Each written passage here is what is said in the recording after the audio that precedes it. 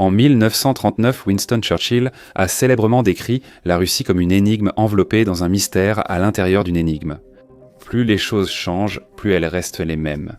Parce que des décennies plus tard, ces mots saisissent toujours l'insaisissabilité de la Russie. Avant l'invasion de l'Ukraine par Moscou, beaucoup disaient que cela n'arriverait pas. On supposait que des sanctions occidentales paralysantes, l'isolement diplomatique et les pertes militaires rendraient une telle décision stratégiquement illogique pour le Kremlin, et ils se sont trompés. L'Ukraine est un hachoir à viande ayant causé plus d'1 million de morts et blessés chez les soldats, mais la Russie a quand même envahi. Il s'avère que des éléments comme le bon sens stratégique étaient à des considérations secondaires face au mélange grisant d'idéologie, de nationalisme et d'ambition historique. Le Kremlin était à moitié, ce qui suggère un danger. Moscou demeure aussi impénétrable. Même si cela peut sembler insensé que la Russie, dans son état actuel dégradé, prenne le risque d'envahir un autre pays, cela ne veut pas dire que cela n'arrivera pas. Aucun lieu n'est peut-être sûr. Tout comme le Kazakhstan, le pays qui a la peu enviable distinction de partager la plus longue frontière avec la Russie parmi toutes les nations. Le Kazakhstan pâtit aussi de l'absence de protection d'une alliance telle que l'OTAN. À la place, sa sécurité est censée être garantie par le voisin qui représente désormais sa plus grande menace. La planification d'urgence est désormais incontournable dans la politique étrangère d'Astana. Le Kazakhstan peut-il repousser la Russie ou risque-t-il de devenir la prochaine Ukraine ? Avant de poursuivre l'épisode d'aujourd'hui, je veux vous montrer quelque chose de cool. Voici le livre « Le guide ultime pour reconstruire la civilisation ». On dirait qu'un ingénieur médiéval, voyageant dans le futur, s'est mis à l'illustration et à l'édition. Ce sont leurs mots, pas les miens, mais c'est vrai. Regardez, j'ouvre et feuillette une page au hasard. C'est dédié aux bicyclettes, je vais le rendre. Ce livre est très lourd, vraiment un livre de table basse. Je vais juste tourner à une autre page et il y aura une magnifique illustration de « je ne sais même pas ce que c'est ». Oh waouh, c'est sur les arts martiaux. Regarde, ce ne sont que des types en train de se battre et d'expliquer comment ça marche. Mon Dieu, il y a un gars qui arrache la colonne vertébrale de quelqu'un. Ah. Oh, c'est vraiment incroyable. Livre fantastique de 400 pages couvrant invention, découverte, science, philosophie et faits étranges. Tout ce que l'humanité a découvert à ce jour. Dans un seul volume magnifiquement imprimé. Le papier, la couverture, les illustrations, tout est magnifiquement assemblé. Esprit affamé. L'équipe a levé 2 millions sur Kickstarter, preuve de l'intérêt du public. Ce n'est pas juste un autre livre, comme je le dis, c'est un livre de table basse, quelque chose qui vit sur votre table, avec lequel vous pouvez lancer des conversations. Bel objet disponible actuellement avec une réduction vacances grâce au code WARAGRAPHICS DIX via le lien ci-dessous. La chaîne s'appelait ainsi auparavant, je pense qu'ils n'ont pas mis à jour mon lien. Je vous recommande vivement d'en prendre un avant qu'il ne disparaisse à nouveau. Et revenons à l'épisode d'aujourd'hui.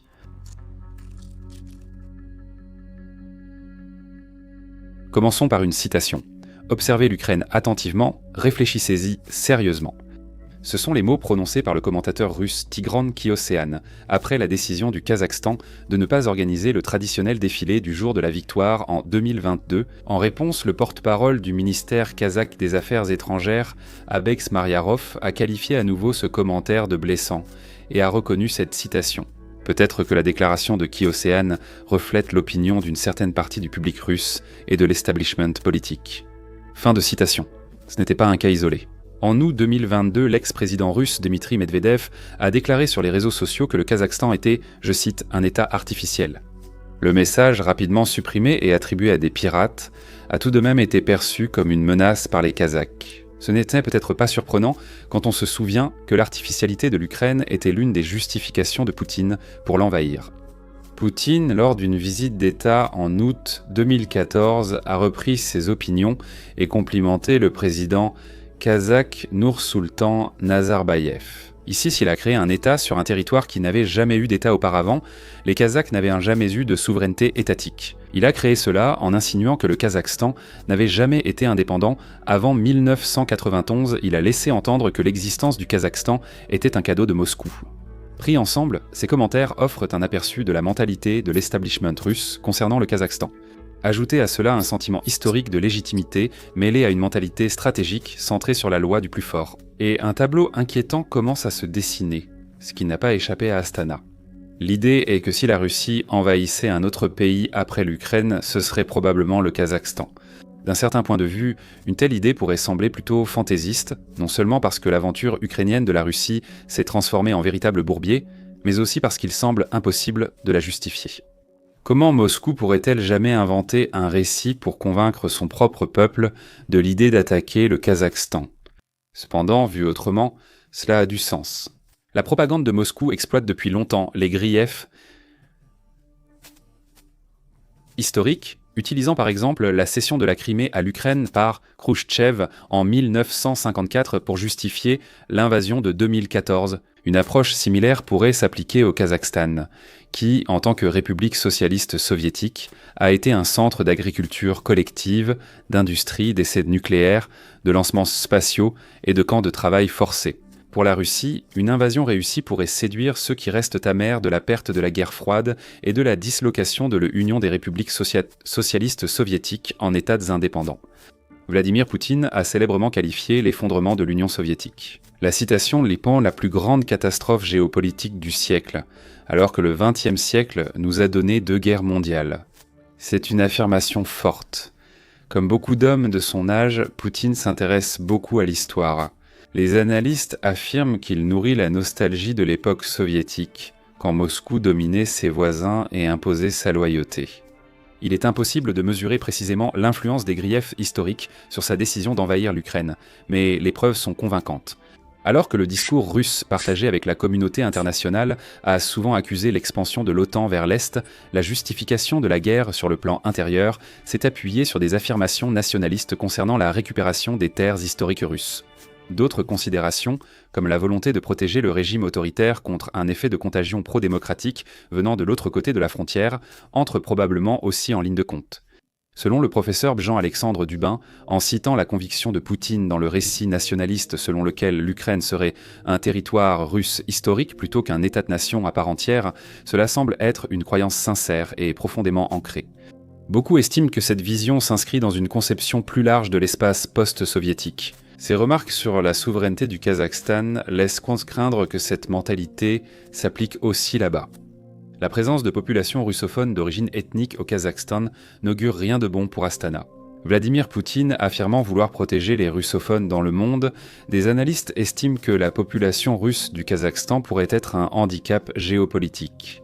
Selon Minority Rights Group, on estime à 38 millions le nombre de Russes ethniques au Kazakhstan, sur une population totale de 208 millions, l'Ukraine compte 7,1 millions de Russes sur 39 millions d'habitants. Les proportions similaires et la manière dont Vladimir Poutine présente l'invasion de l'Ukraine comme une protection des Russes ethniques sont, sans surprise, préoccupantes pour Astana. Ces inquiétudes sont accentuées par la forte présence de Russes ethniques dans le nord du Kazakhstan, près de la frontière avec son ancien suzerain. Une situation qui n'est pas sans rappeler la répartition des russophones dans l'est de l'Ukraine comme dans le Donbass. Les efforts internes au Kazakhstan pour s'éloigner de son héritage russe pourraient également alimenter tout récit avancé par Vladimir Poutine. Des groupes nationalistes au Kazakhstan réclament une promotion plus poussée du kazakh au détriment du russe. Des rapports mentionnent que des russophones sont exclus des décisions politiques. Bien que les récits sur la protection des Russes ethniques à l'étranger soient fragiles, il est probable que le Kremlin présenterait une guerre avec le Kazakhstan ainsi, plutôt que de donner de l'importance aux motivations plus insidieuses qui seraient en jeu. L'une des forces du Kazakhstan est l'abondance de ses ressources naturelles, puisque 58% de son territoire est désertique ou semi-désertique. On pourrait vous pardonner de penser que le pays n'apporte pas grand-chose en termes de ressources, mais vous auriez complètement tort. En ce qui concerne les combustibles fossiles, le Kazakhstan possède d'importantes réserves de pétrole, de gaz naturel et de charbon. Le pays est un leader mondial de l'uranium et possède sans doute d'importants gisements de fer, manganèse, chromite, cuivre, zinc, plomb et or. Le pays détient aussi d'importants gisements de terres rares comme le cérium, le lantane, le néodyme et l'yttrium, indispensables à la fabrication de composants pour smartphones, véhicules électriques et énergie renouvelable.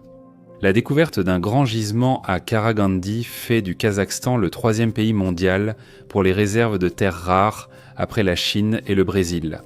Bien que les dotations en ressources puissent être une bénédiction, elles peuvent également rendre les pays vulnérables à l'ingérence d'acteurs extérieurs. On parle souvent ici de la malédiction des ressources. L'éviter est difficile, et seule une minorité de pays riches en ressources y parviennent avec succès.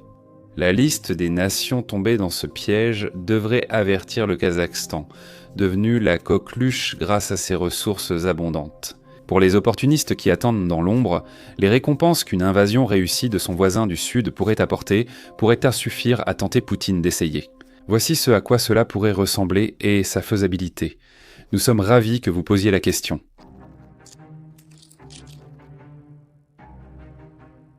Commençons par le plus simple. Une invasion russe du voisin du Sud est géographiquement possible, car les deux pays partagent la plus longue frontière terrestre du monde, sur plus de 7600 km. Moscou dispose de nombreux points d'entrée potentiels. Et pour tous ces Canadiens atypiquement en colère qui s'apprêtent à commenter, pour nous informer que la plus longue frontière terrestre du monde est en réalité celle entre les États-Unis et le Canada. Je crains que vous soyez disqualifiés. La frontière entre les États-Unis et le Canada n'est longue que si on inclut l'Alaska, ce qui la rend discontinue. Si l'on considère seulement les frontières continues, celle entre le Kazakhstan et la Russie dépasse de plus de 1000 km celle du Canada et des États-Unis continentaux. Voilà donc un petit fait amusant de géographie. Passez une bonne journée. De plus, les terres entre les deux étant sur la vaste steppe eurasienne, une attaque rencontrerait peu d'obstacles naturels.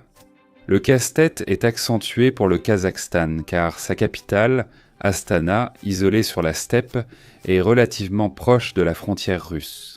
Par conséquent, toute tentative précoce de Moscou de décapiter la direction rencontrerait probablement moins d'obstacles que son assaut raté sur Kiev en 2022.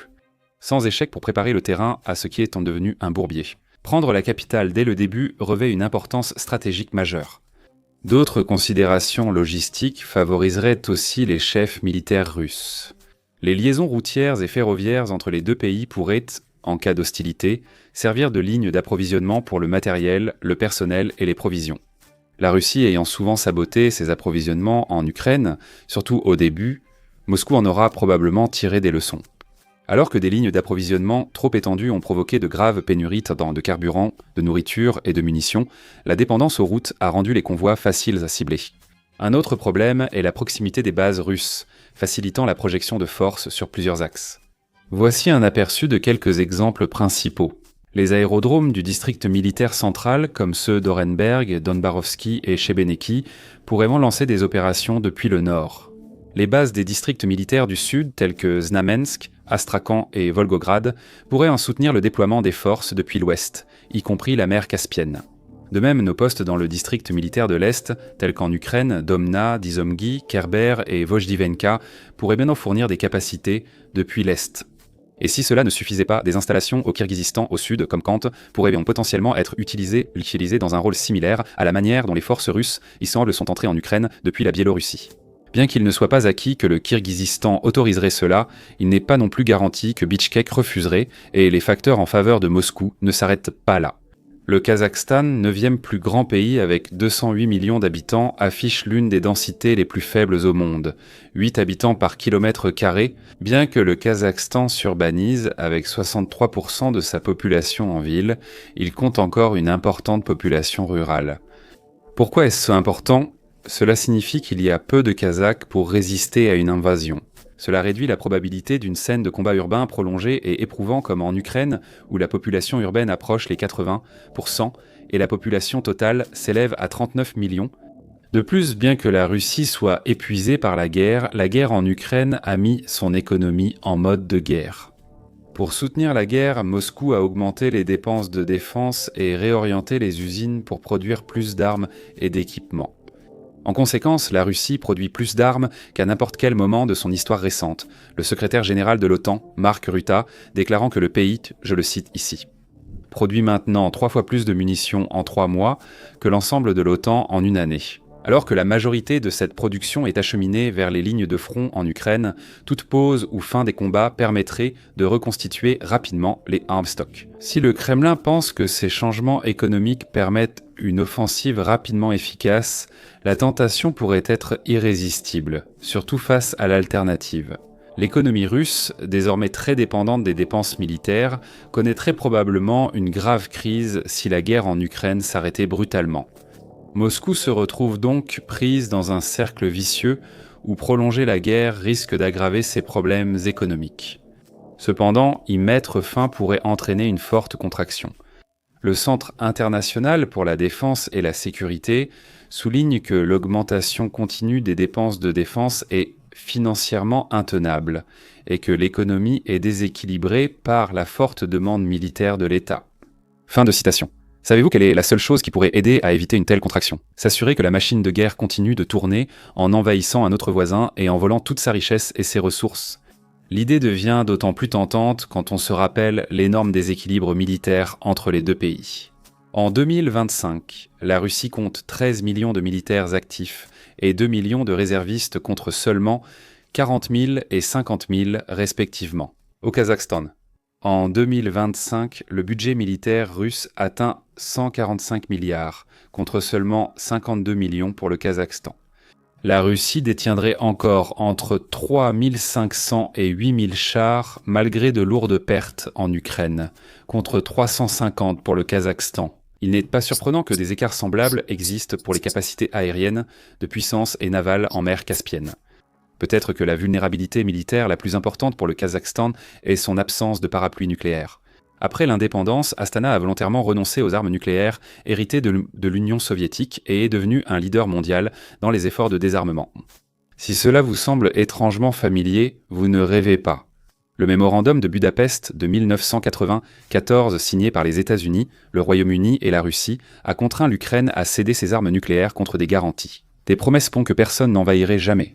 Eh bien, Kiev n'était pas la seule capitale incluse dans cet accord. Astana était également signataire, tout comme Minsk, et nous savons tous à quel point ce mémorandum s'est avéré efficace pour garantir la sécurité. Maintenant, les leçons de l'histoire nous ont montré que combattre sur deux fronts comporte des risques importants. Si vous ne nous croyez pas, je veux dire, regardez simplement l'opération Barbarossa, avec les alliés qui ont profité de la surextension de l'Allemagne. Moscou devrait comprendre qu'il ne faut pas envahir un autre pays alors qu'elle était déjà en Ukraine. Mais, comme l'a montré l'histoire récente, il ne faut jamais dire jamais. Heureusement, le Kazakhstan prend déjà des mesures pour atténuer cette menace. Avant d'aborder ces mesures, faisons une pause pour évoquer quelque chose d'excitant. Au fil des années, nous avons reçu toutes sortes de demandes de la part des spectateurs, certaines désobligeantes, d'autres grossières. L'une d'elles était même un échantillon d'érotisme fait maison par un type. Et oui, c'est vraiment arrivé. Mais surtout pour ça, on nous demande souvent pourquoi nous ne pouvons pas couvrir encore plus des folies qui se passent dans le monde entier. Eh bien, bonne nouvelle, notre service d'abonnement, Frontsco, est là pour vous offrir 1 minute supplémentaire d'actualité sur les conflits. Chaque semaine, nous publions 2 vidéos exclusives et 2 articles exclusifs couvrant tout ce que nous ne pouvons pas traiter sur la chaîne principale. Voilà. Analyse sur la survie des forces de soutien rapide du Soudan sans le soutien des Émirats arabes unis, mise à jour sur la guerre civile en Birmanie, et exploration de l'avenir des navires de guerre habités. En gros, si tu ressens des petits frissons en voyant mon visage se mêler à des informations sur les conflits, t'abonner à France, c'est l'équivalent d'un orgasme cutané intense. Qui a écrit ça? Un abonnement coûte seulement 5 par mois, donne accès à des vidéos exclusives et soutient cette chaîne, et le travail important que nous faisons. Et maintenant que c'est dit, revenons à la façon dont le Kazakhstan pourrait repousser une invasion russe.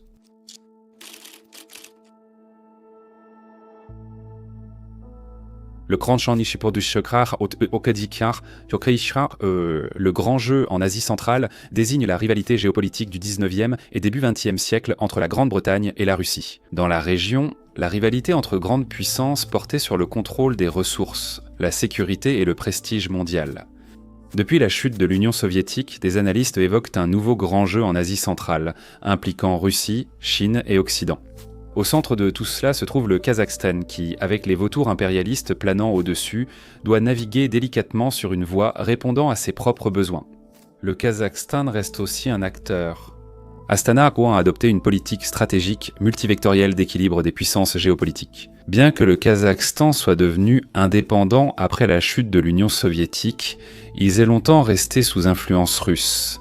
Cela était particulièrement évident en ce qui concerne la mainmise continue de la Russie sur les ressources du pays.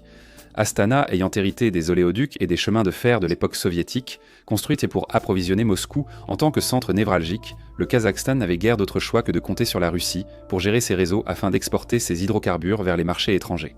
La géographie enclavée du pays, sans compter la mer Caspienne, essentiellement un grand étang aux illusions de grandeur, a encore réduit ses options. Bien que border la mer Caspienne soit mieux que rien, plusieurs facteurs ont limité son efficacité à élargir les options d'exportation d'Astana.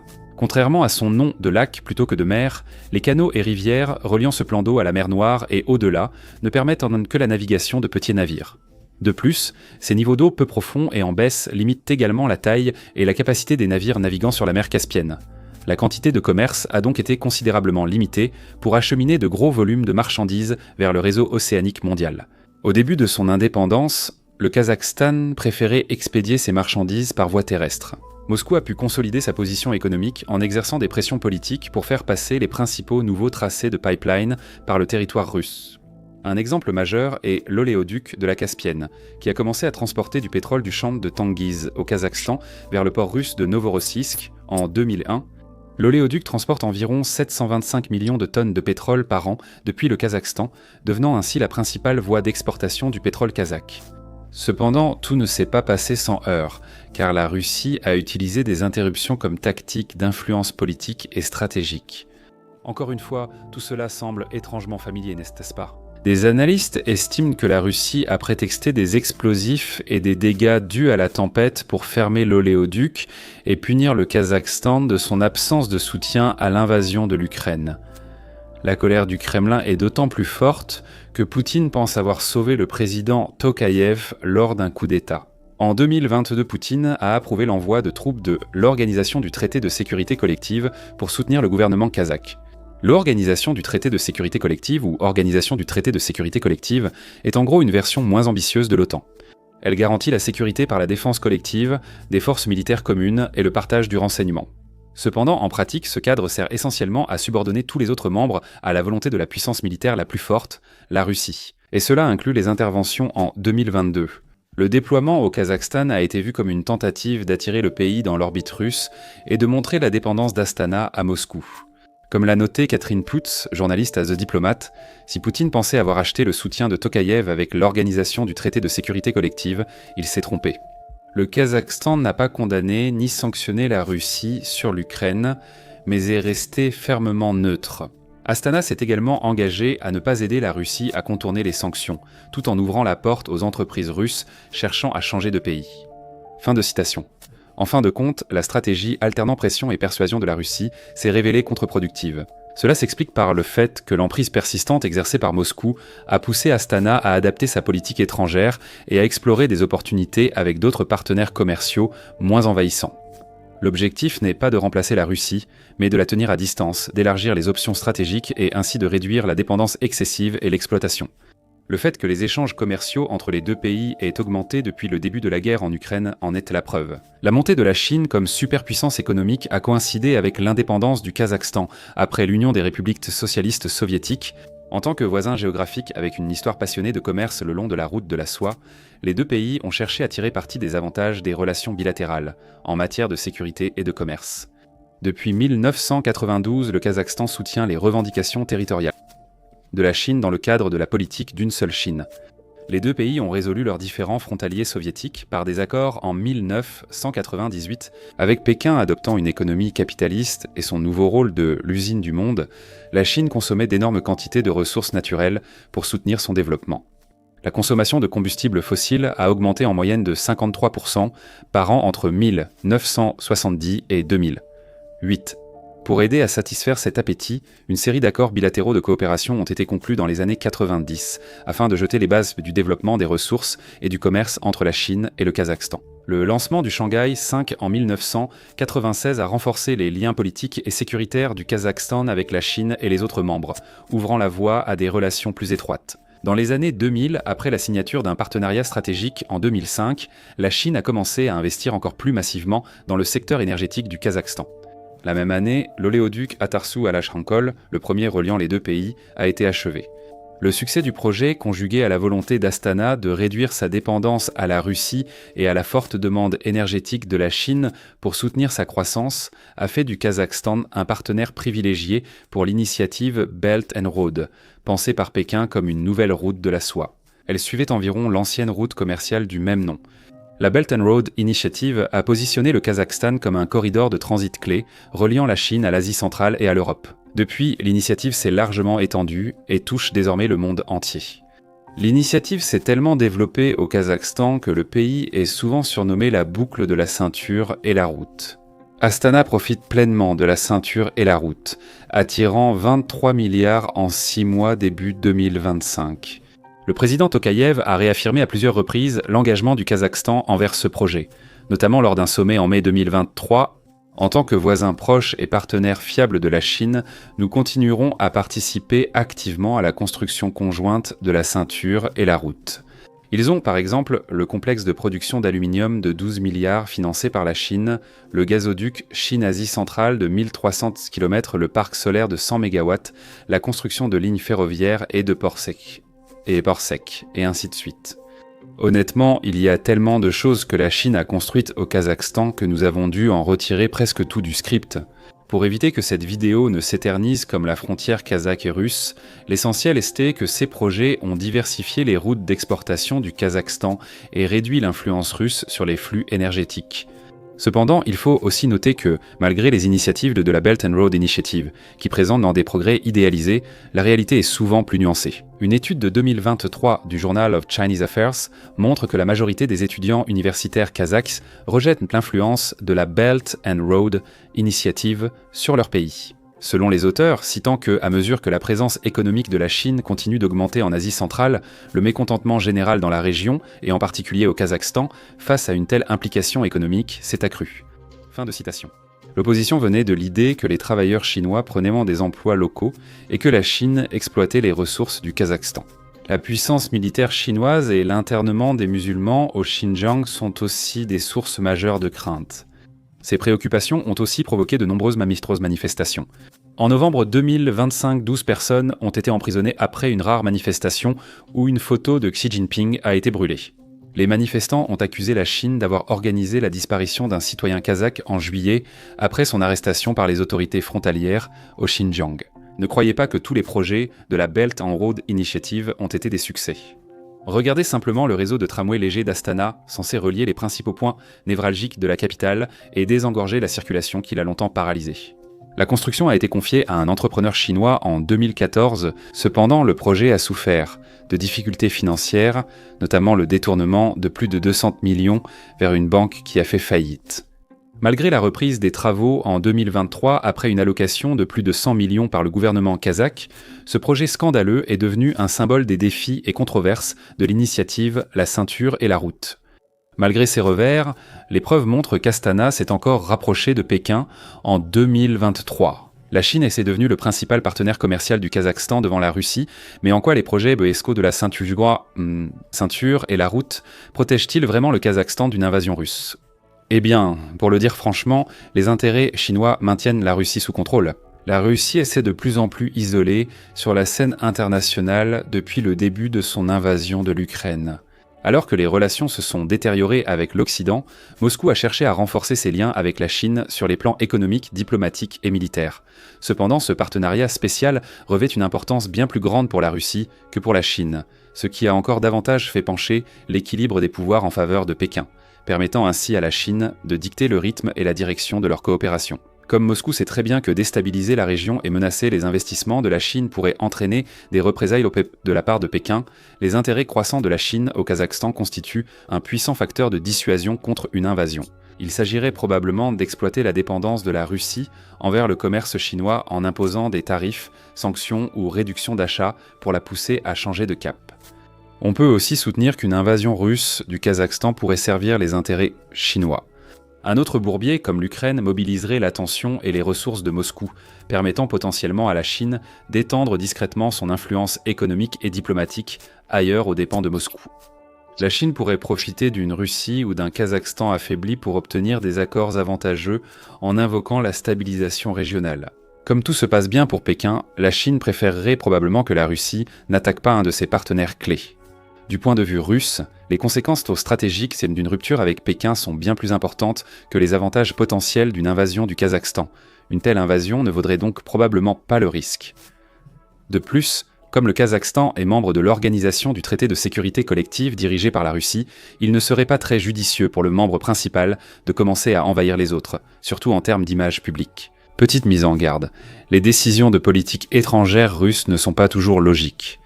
Comme nous l'avons déjà mentionné, envahir l'Ukraine était objectivement une décision imprudente. Lorsque tout le pouvoir d'une nation est concentré entre les mains d'un vieux gnome obsédé par l'idée de passer à la postérité comme Pierre le Grand Chauve, la logique en pâtit parfois aussi. Pour les élites russes, Elle passe à la trappe.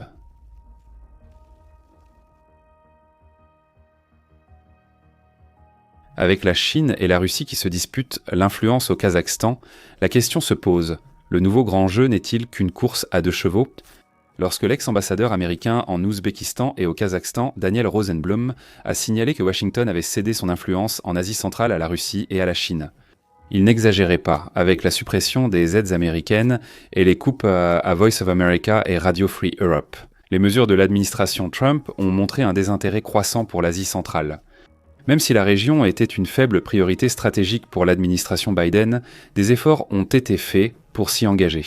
Cela incluait l'organisation du premier sommet entre les 5 États d'Asie centrale et les États-Unis en septembre 2023, en marge de l'Assemblée générale de l'Organisation des Nations Unies et lors de la visite d'Anthony Blinken au Kazakhstan et en Ouzbékistan la même année.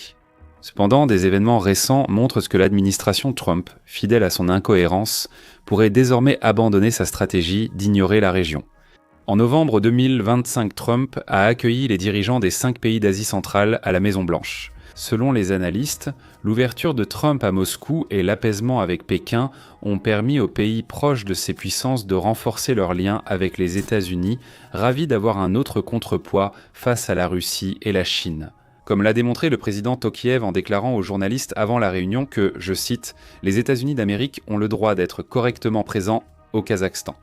Cette réunion a fait avancer une initiative de l'administration Obama pour organiser des rencontres avec les 5 pays. L'administration Biden, lors du sommet de 2023, voulait promouvoir les droits de l'homme et exploiter les richesses minérales, tandis que Trump, en ignorant ces droits, a facilité les échanges commerciaux.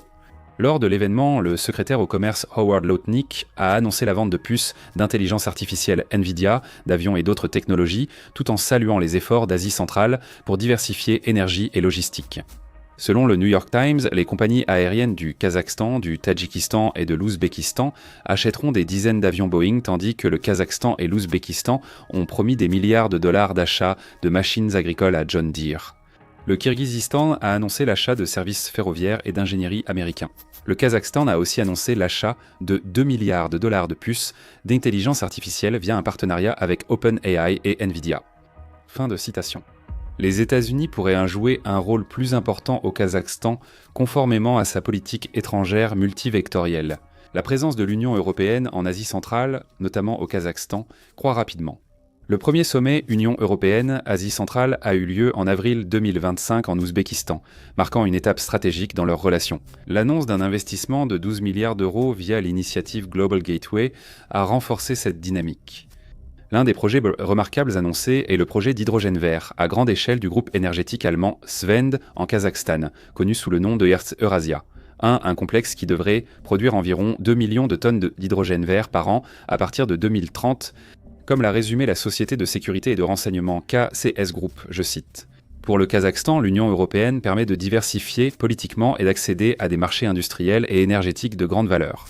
Fin de citation. Bien que l'Union européenne renforce son engagement au Kazakhstan, elle le fait dans un environnement saturé et concurrentiel où d'autres acteurs majeurs renforcent également leur présence. L'Organisation des États turciques, ou Organisation des États turciques qui regroupe le Kazakhstan, la Turquie, l'Azerbaïdjan, le Kirghizistan et l'Ouzbékistan, a offert une voie pour approfondir les liens entre ses membres. Unis par un héritage et une culture. La création en 2023 du Fonds d'investissement turcique par l'organisation a suscité de l'optimisme. Selon le Times of Central Asia, l'objectif principal du Fonds d'investissement turcique est de développer les relations économiques et commerciales entre les pays turciques. Fin de citation. Les principaux secteurs à recevoir des financements incluent les infrastructures, les énergies renouvelables, l'agriculture, le tourisme et les technologies de l'information. La vision partagée des pays turciques, l'intérêt pour le corridor central, le commerce dynamique et les nouveaux projets conjoints annoncent un avenir prometteur pour l'intégration régionale et la croissance économique. Il est peu probable que les pays turciques jouent un rôle aussi important au Kazakhstan que les grands acteurs extérieurs tels que la Chine et la Russie. Plus Astana diversifie alliances et infrastructures, plus il devient difficile pour une seule puissance de dicter le destin du pays. Le Kazakhstan a donc renforcé ses liens avec le Japon, la Corée du Sud et les États du Golfe, devenus des partenaires clés dans l'énergie, les infrastructures et la technologie. Nous devons rappeler que cette stratégie de couverture a ses limites, car l'Ukraine était déjà un partenaire croissant de l'Europe, de l'Amérique et de la Chine avant l'invasion russe. Et cela n'a guère dissuadé le vampire au visage botoxé du Kremlin. Bien que Kiev ait reçu des armes d'Amérique et d'Europe, ces pays seraient-ils prêts à armer le Kazakhstan de la même façon? La diversification peut être bénéfique pour Astana, mais ce n'est pas équivalent à établir un champ de force à sa frontière nord.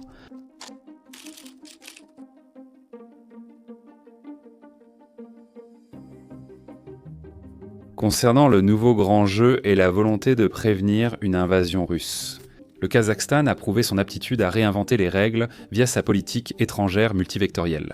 En manœuvrant entre des puissances rivales, en intégrant de nouveaux acteurs et en préservant sa souveraineté, Astana a réduit sa dépendance à un seul pays et rendu une invasion moins attrayante pour d'autres ayant des intérêts croissants au Kazakhstan. Même si la géopolitique évolue vite et que je ne veux pas provoquer la chance, il faut saluer Astana. Réussir à maintenir des relations constructives avec la Russie, la Chine, l'Amérique, l'Union européenne et le monde turcique en même temps n'est certainement pas une mince affaire. Comme un numéro de cirque avec des assiettes, cet équilibre reste fragile. Maintenir cet équilibre sera un défi constant, susceptible d'être perturbé par des évolutions géopolitiques extérieures. Autrement dit, malgré les efforts d'Astana, l'avenir risque surtout de laisser de la vaisselle brisée. La géopolitique est capricieuse. Si la situation de Poutine se dégrade en interne, un despote désespéré pourrait tenter de changer la donne en attaquant le Kazakhstan. Si la réconciliation avec l'Occident semble impossible, il pourrait se demander pourquoi s'arrêter maintenant? Et si la Chine était entraînée dans une escalade avec Taïwan dans le détroit? Quoi qu'il arrive au Kazakhstan, cela ne serait qu'une distraction mineure pour Pékin, car le Kazakhstan réduit encore sa dépendance à un seul acteur. Créer des routes commerciales alternatives, attirer des investissements variés et adopter une posture neutre et pragmatique seront essentiels pour préserver l'autonomie stratégique et la stabilité durable. Dans la géopolitique eurasienne à enjeux élevés, un faux pas peut rompre l'équilibre et faire s'effondrer l'ensemble. Et Astana n'a qu'à jeter un œil sur l'Ukraine pour voir à quoi pourrait ressembler un tel scénario. Merci de votre attention.